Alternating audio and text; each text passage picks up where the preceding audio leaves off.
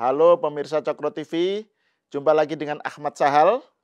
Saya sekarang bersama Mr. Q lagi nih, mumpung masih cuti.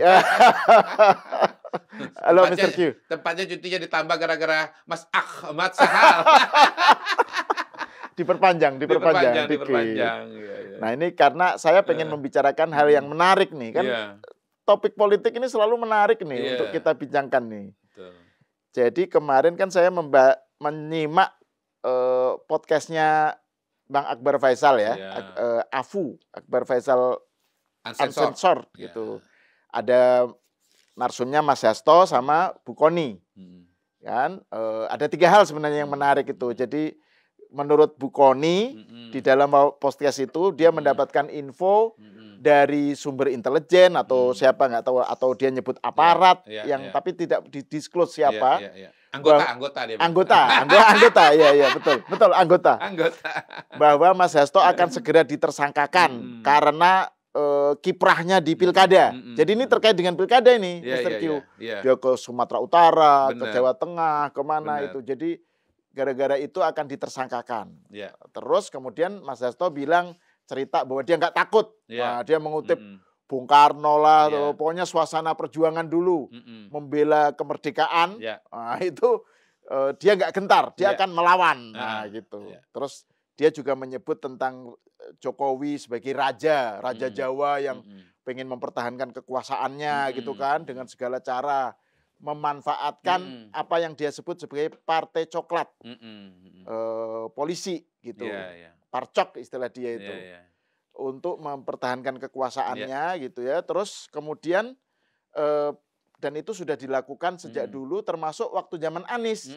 Dia nyebut soal kriminalisasi Anies oleh Pak Jokowi melalui Formula E. Jadi ada soal dia mau ditersangkakan, terus ada soal kriminalisasi Anies, terus yang ketiga soal partai coklat itu, yang menurut dia menggunakan Pak Jokowi dan pemerintahan sekarang gitu ya, menggunakan partai coklat untuk mempertahankan inilah cara-cara untuk jegal PDIP terutama gitu. Komentar Mr. Q apa terhadap? Lagi-lagi komplimen dulu untuk Farid Zakaria Indonesia. Dengan kemampuan untuk merumuskan secara concise dan akurat ya sebuah dialog yang panjang. Terima kasih. 1 jam lebih yang bikin ngantuk. Ngomong-ngomong, Farid Zakaria Indonesia ini juga kayak Farid Zakaria di Amerika. Di Amerika, itu. Pintar nulis juga memang. Iya, betul. Pintar. Walaupun saya udah lama nggak baca tulisannya. Tulisannya juga lucid, jernih. Oh iya. Bagus. Maksudnya Farid Zakaria yang ini. Oh, yang ini ya. Nanti. Udah akan lama. mengikuti jejak Farid Zakaria yang asli. Kita tunggu tulisannya kayak dulu. Ya. Jadi ini Mas saya lihat sebagai Dirty Vote jilid 2 ini.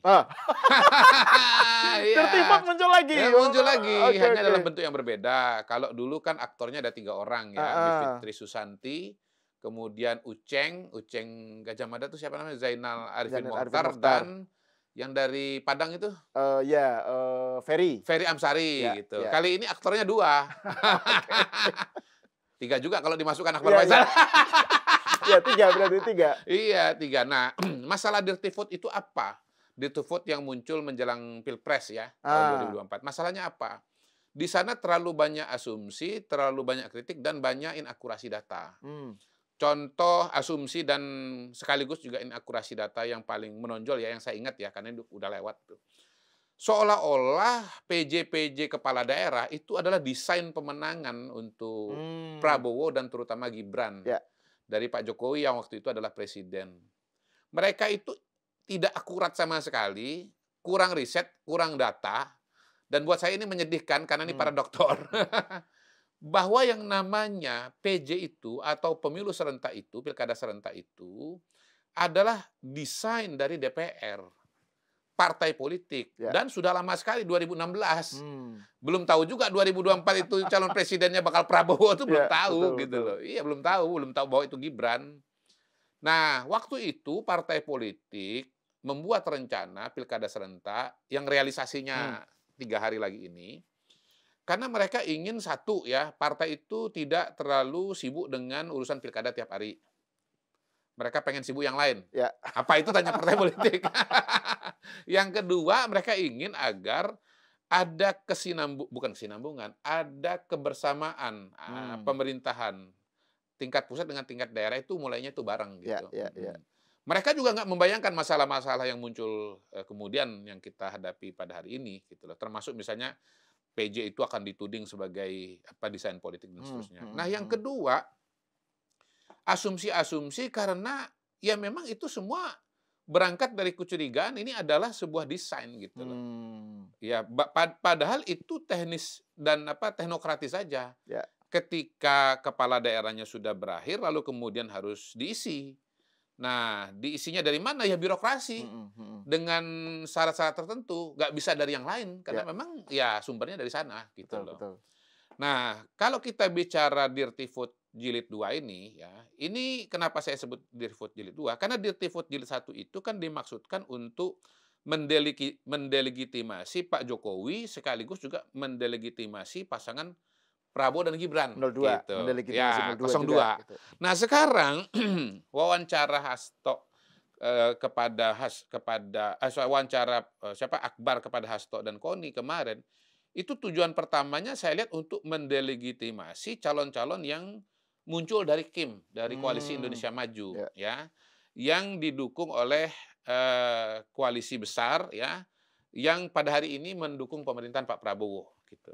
Nah, kata-kata Pak Prabowo ini atau Prabowo ini harus kita sering munculkan, gitu. Karena dalam konteks dialognya Hasto dan Koni, itu nama Prabowo ini cenderung dihindari. Mereka nggak mau menyerang Pak Prabowo, gitu. Mereka nggak mau menyerang 08, gitu.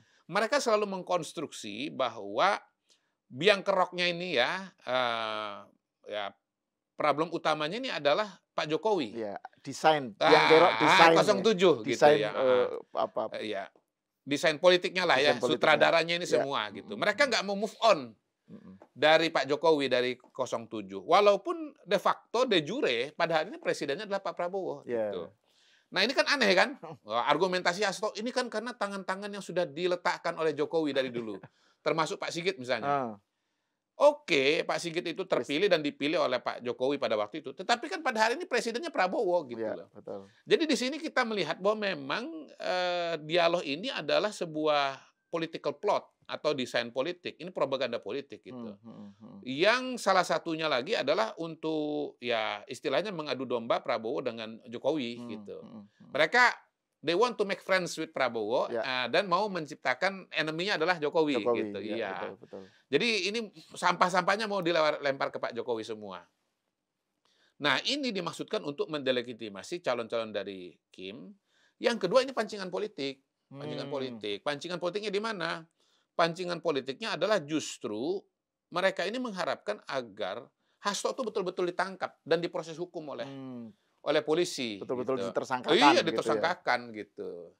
Nah, kalau sudah ditersangkakan gitu ya, mereka berharap bahwa parcok emosi gitu dengan Hasto gitu. Betul-betul dikasih pasal lalu ditangkap.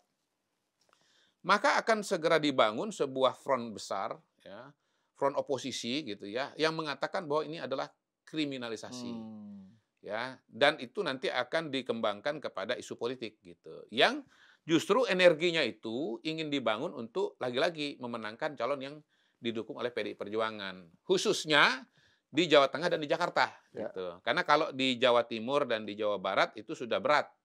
Karena kandidat dari Koalisi Indonesia Maju yaitu Khofifah di Jawa Timur itu sudah leading jauh dibandingkan dengan Ibu Risma gitu. Jawa Barat juga Deddy Mulyadi juga begitu. Makin jauh lagi itu. Antara Deddy Mulyadi dengan kalau nggak salah calon dari PDI ya JJ ya namanya kalau nggak salah itu makin jauh lagi. Jadi ini sebetulnya mau ditunggangi jadi sebuah gelombang politik baru gitu. Walaupun sampai hari ini saya lihat parcok tidak encok.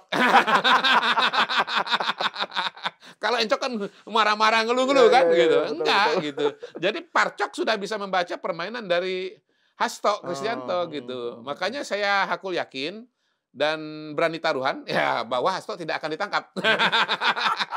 Minimal sampai pilkada selesai.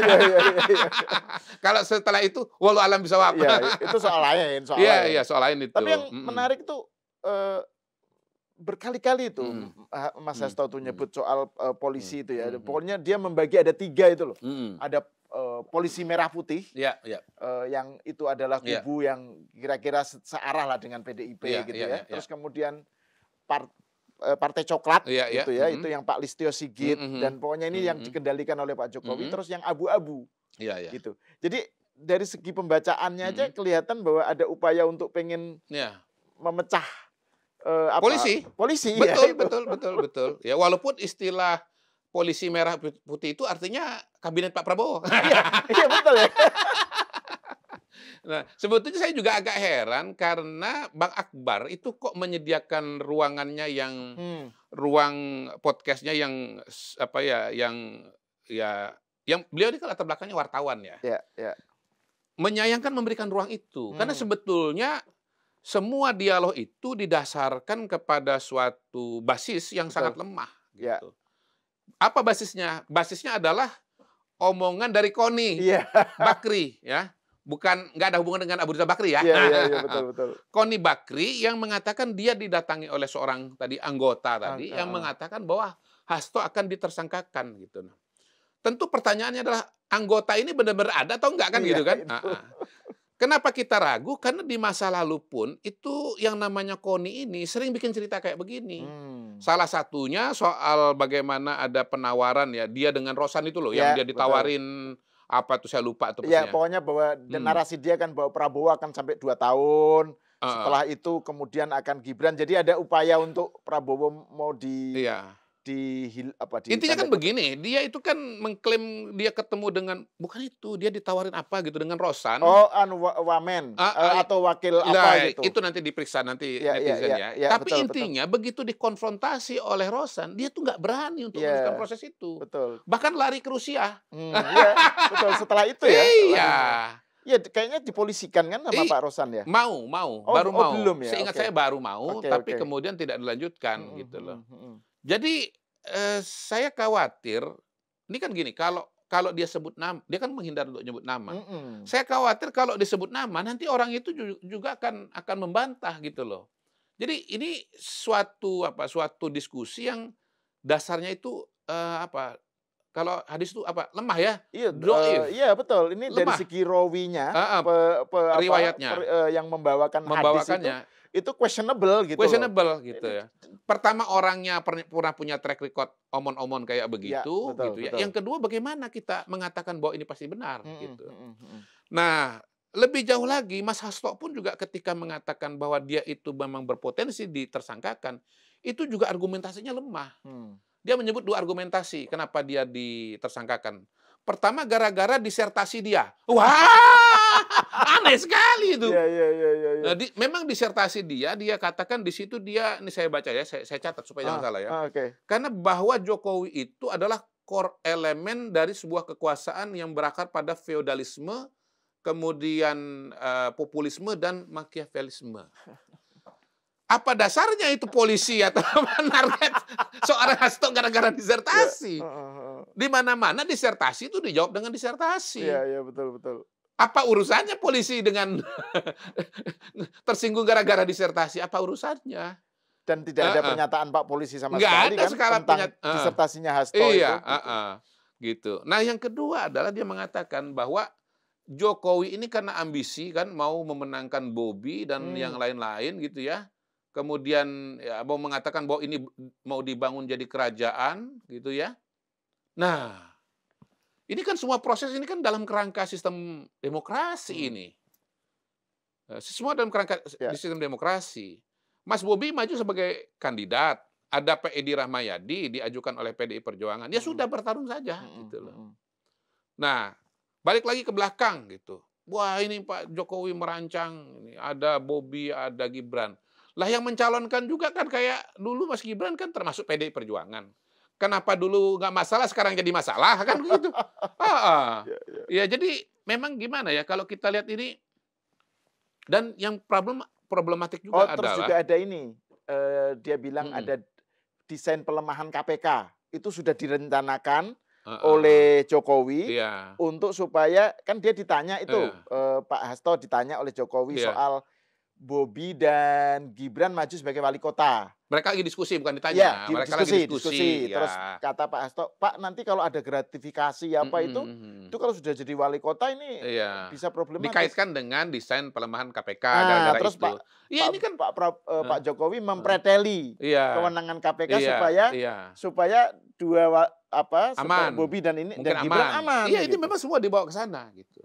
Jadi ini kan dia sebut juga ada siapa tuh saudaranya David di Boyolali maju. Iya, betul. Kemudian siapa lagi maju termasuk juga misalnya kayak Pak Ridwan Kamil. Kemudian Pak Lutfi maju. Itu adalah untuk membangun kerajaan gitu loh. Loh, sekarang begini. Ya di internal PDI Perjuangan sendiri kan bagaimana keluarga Bu Mega juga kan dalam semua lini jabatan pemerintahan. Tapi kan itu nggak disebut sebagai kerajaan. Ya toh? Jadi misalnya Mbak Puan, Ketua DPR, anggota DPR, anaknya juga anggota DPR. Itu kan nggak disebut sebagai contoh gitu loh. Nah, kenapa Mas Hasto ini kemudian menyebut Pak Jokowi kerajaan sementara Bu Mega bukan kerajaan? Gitu. Jadi intinya sih menurut saya dua argumentasi ini. Masa begitu jadi delik tersangka gitu loh. Iya, apa urusannya? Gara-gara menyebut begitu gitu. Iya, kalaupun misalnya Mas Hasto katakanlah misalnya aktif berkampanye di Medan, berkampanye di mana Jogja atau dimanapun, kayaknya selama ini juga nggak ada ya kampanye-kampanyenya Mas Hasto yang jadi soal, jadi problematik gitu. Betul. Kok seolah-olah beliau sendiri mengatakan bahwa dia berkampanye itu jadi masalah kan enggak kan? Bu Kony kan bilang gini, itu jadi dia ngasih warning si anggotanya itu ngasih warning. Itu kan calon-calon PDIP juga udah pasti kalah lah itu. Makanya di-save aja energinya untuk Hasto nggak usah ikut belain katanya. Betul. Supaya karena kalau belain nanti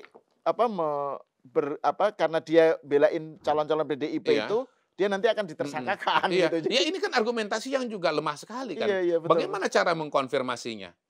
Ya, selama ini kan kampanye berlangsung sebagaimana yang sudah dijadwalkan ya. Jakarta Mas Hasto juga kampanye, mengeluarkan pernyataan-pernyataan. Mas Pram berkoalisi dengan siapa? Dengan Anies Baswedan. Kayaknya ini pertarungan biasa, masing-masing mengikuti proses debat kandidat. Lalu masing-masing juga mencari jago. Mas Anies mengkampanyekan Mas Pram, Pak Jokowi mengkampanyekan Ridwan Kamil. Ya kan semuanya kan nanti kembali kepada masyarakat untuk memberikan penilaian dan memilih siapa gitu. Jadi sekali lagi memang kelihatan bahwa ini adalah dirty vote jilid 2 gitu loh.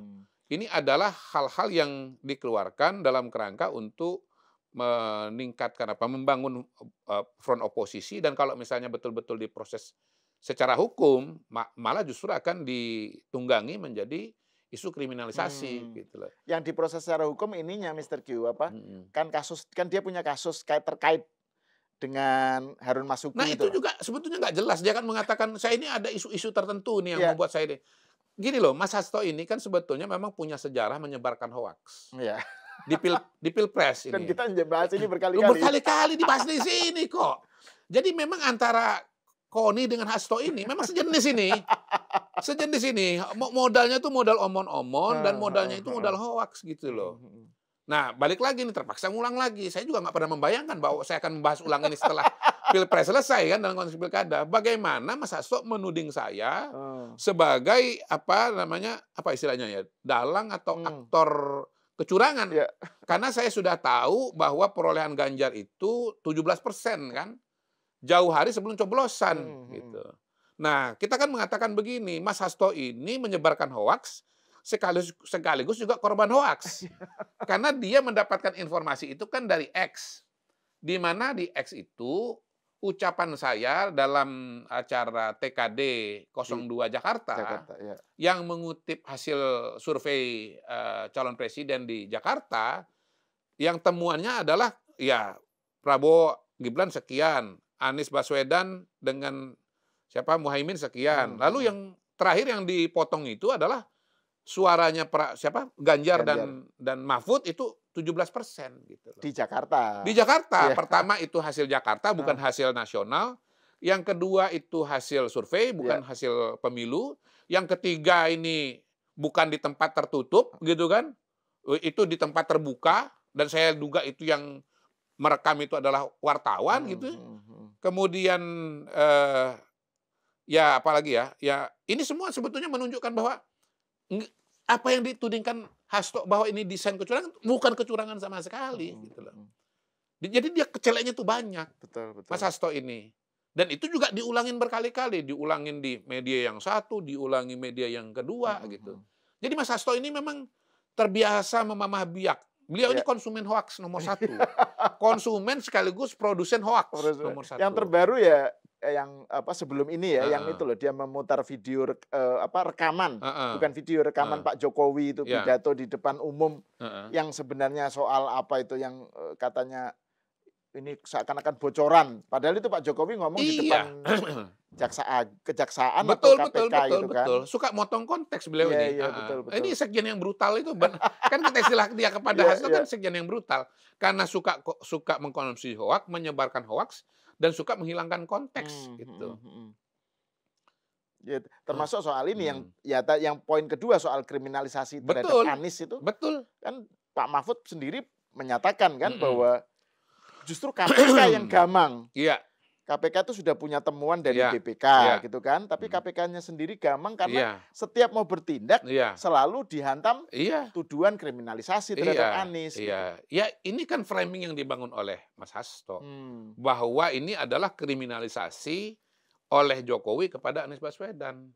Padahal kalau kita dengarkan Pak Mahfud ya, sumber datanya dari mana? BPK, ya kan? Yang kedua, yang melakukan proses hukum KPK. KPK itu kan lembaga yang berdiri sendiri. Betul. Bukan lembaga yang dibawa arahan dari Pak Jokowi gitu loh. Jadi termasuk soal kriminalisasi Anies ini menurut saya sengaja dilontarkan oleh Mas Hasto dalam kerangka apa? Membangun dan memperkuat aliansi antara Anies dengan Ganjar dengan Pramono. Anies dengan PDIP. Iya, jadi lagi balik lagi bahwa Anies yang dulu ya berbeda posisinya diametral dengan PDI gitu.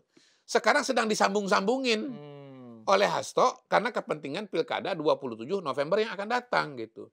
Tiba-tiba PDI yang dulu lawannya Anies Baswedan sekarang jadi pahlawan, pembela, pendekar Anies Baswedan gitu. Iya. Gitu loh. Gitu Mas. Jadi pertama kita luruskan ya, kalau ini disebut kriminalisasi oleh Jokowi, datanya dari BPK. BPK mengatakan bahwa Formula E itu tidak memenuhi kriteria untuk pembiayaan pendanaan dari APBD ya. Yang kedua yang melakukan proses ini adalah KPK gitu. Yang harusnya adalah lembaga independen. Gitu. Jadi dan kalau kita baca konteksnya bahwa ini menjelang tanggal 27 November Pilkada, Pramono didukung oleh Anies, PDI berkoalisi dengan Anies. Dulu Anies adalah lawan dari PDI, ini adalah upaya dari dari Pak Hasto untuk mempertemukan minyak dan air gitu. Jadi ini sebetulnya adalah jurus dari PDI Perjuangan dari Mas Hasto untuk memenangkan Pilkada. Itu sebetulnya kesimpulannya. Gitu. Dan kalau menurut Mr. Q, jurus itu seberapa efektif sekarang? Jadi kita lihat ini sebagai sebuah move dari Hasto ya untuk terkait dengan pilkada yang sudah mau coblosan lagi ini. Menurut Mas Mr. Q seberapa efektif? Ya kalau kita belajar dari pengalaman di Tifot kan gagal total. Gagal total. Yang kedua, polisi tidak akan terpancing dengan pancingan dari Mas Hasto yang kira-kira tangkap deh saya, tangkap saya, tangkap, gitu kan. Itu dia kan udah mengatakan saya udah siap menyongsong 1 juta peluru, gitu. Betul. Saya tahu bahwa saya ini akan menyongsong badai, kan gitu kan, udah gini dia, gitu. Badainya nggak datang, angin sepoi-sepoi aja, gitu. Ya, badai yang datang cuma dari Mr. Q aja. Dan memang begitu kan yang disampaikan oleh Hasto ini kan opini. Cara melawan opini itu bukan dengan proses hukum, bukan. Lawan dengan opini juga. Dia muncul di podcast, kita muncul di podcast juga, gitu. Iya, Mas, nanti tinggal publik aja kan yang lebih percaya kepada omongannya Hasto atau omongannya Hasto Koni lah. Mr. Q, Hasto Koni atau Mr. Q, gitu aja. Nah, itu yang menarik itu kan kemudian ada pertanyaan tentang kenapa ya? Ini dari Akbar Faisal, kenapa Hasto dan PDIP gitu sikapnya sekarang dengan Pak Jokowi itu begitu keras, begitu ofensif gitu. Terus kemudian Koni menjawab itu adalah pengkhianatan. Pengkhianatan. Jadi dia nggak rela kalau Bu Betul. Mega itu ibu bangsa lah istilahnya, Betul. istilahnya Bu Koni Iya, itu iya. pengkhianatan. Dan Hasto bilang ini kan pengkhianatan bukan hanya ke Bu Mega tapi kepada prinsip. Jadi Iya. yang berubah itu Jokowi, Iya, bukan PDIP. Iya. PDIP stick dengan konstitusi, dengan Iya, apa? iya. Jokowinya yang melenceng. Iya, Gitu. iya, iya. Nah ini kan kemampuan merumuskan dari si host ini kan hebat juga ya kan? Hebat. Uji diri sendiri. Nah itu gimana Mr. Q membaca itu soal? Iya, sekarang pengkhianatannya di mana? Apa yang dikhianati? Pak Jokowi punya pilihan calon. Ibu Mega punya pilihan calon. Pak Jokowi sebagai presiden ingin agar program pemerintahan ya Indonesia Maju 2045 dapat dilanjutkan. Ya, Pak Prabowo juga mau melanjutkan. Nah, kalau kita bicara proses-proses menuju kepada dukungan kepada Pak Prabowo, justru PDI Perjuangan yang mengkhianati Pak Jokowi. Nah, tepatnya Ganjar Pranowo. Iya. Loh, Ganjar kan sebagai, kan gini, PDI kan maunya Ganjar kan, Bu Mega maunya Ganjar. Tapi Ganjar dalam proses itu menolak Piala Dunia U20. Nah, pertama, gubernur adalah perpanjangan tangan pemerintah pusat di daerah. Jadi siapa yang berkhianat? Ganjar. Yang kedua, ini program pemerintah yang disukai oleh masyarakat. Ganjar juga nggak mau ngikutin omongan PDI Perjuangan, ngikutin omongan Ibu Mega. Jadi siapa yang berkhianat? Ya, Ganjar Pranowo. Bukan hanya kepada Jokowi, tapi kepada rakyat Indonesia. Khususnya para penggemar bola. Itu dia. Coba kalau misalnya nggak ada penolakan Piala Dunia U20, kira-kira ceritanya akan beda atau nggak? Beda. Betul. Iya. Di mana pengkhianatannya? Ya, proses pemilu juga berjalan. Masyarakat juga memilih sesuai dengan pilihan masing-masing. Jangan merasa dikhianati karena calonnya yang dijagokan kalah nomor 3. Suaranya 17% gitu. Ya, yang kayak apa kemarin token listrik, makin kecil makin berisik kan gitu. Iya. Ini kan token listrik, ini soal token listrik aja, ini bukan soal pengkhianatan bangsa, ini soal token listrik. Ini sesuatu yang sebenarnya sudah lewat, jadinya muncul-muncul lagi ya. Karena termasuk misalnya yang absurd ya. Ini Pak Prabowo ini kan bagaimana presiden yang berdaulat dipaksa di rumah Pak Jokowi untuk ngomong dukungan terhadap Pak Lutfi. Loh, ya kalau kita lihat foto-foto yang muncul ya, itu kan posisinya kan equal sekali itu. Dan akrab betul Pak Prabowo datang, ya kan, diterima dengan hangat, pulang juga begitu, duduk di meja makan, posisinya egaliter, kursinya Pak Jokowi dengan kursinya Pak Prabowo sama-sama jenisnya. Bandingkan dengan foto Pak Jokowi waktu jadi presiden, dengan foto bersama dengan Ibu Mega di kantor DPP PDI Perjuangan. Oh, kursinya Bu Mega gede, kursinya Pak Jokowi cungkring. Dan itu nyebaran, waktu itu nyebar luas gitu. Masa kemudian lantas dibilang Pak Jokowi yang memveta kompli atau kemudian mengatur-ngatur Pak Prabowo? Emang bisa Pak Jokowi ngatur-ngatur Pak Prabowo yang pesawatnya dari Bali itu tinggal lewat apa? Mau ke Jakarta harus mampir dulu ke Solo kan nggak bisa. Pasti itu karena keinginan ya dan keakraban dari Pak Prabowo dengan Pak Jokowi. Betul. Nah ini menarik ini Mr. Lagi saya tambahin dikit. Lah PDI kan Pak Lutfi itu kan calon dari Gerindra, di mana maksanya? Nggak ada maksa-maksanya sama sekali. Ya inilah dia sekjen yang brutal ini, mengkonstruksi suatu pemikiran yang dasar-dasarnya itu nggak ada. Dan juga hal lain, ya selain soal Pak Lutfi, Pak Prabowo itu hubungannya dengan Kiai Maimun Zubair, ayahandanya Taj Yassin, itu juga kan dekat. Gitu. Ya, jadi maksudnya betul. Jadi itu sejarah lama. Ada sejarah panjang antara Taj Yassin dengan Pak Prabowo gitu loh. Jadi itu yang dilupakan oleh Mas Hasto.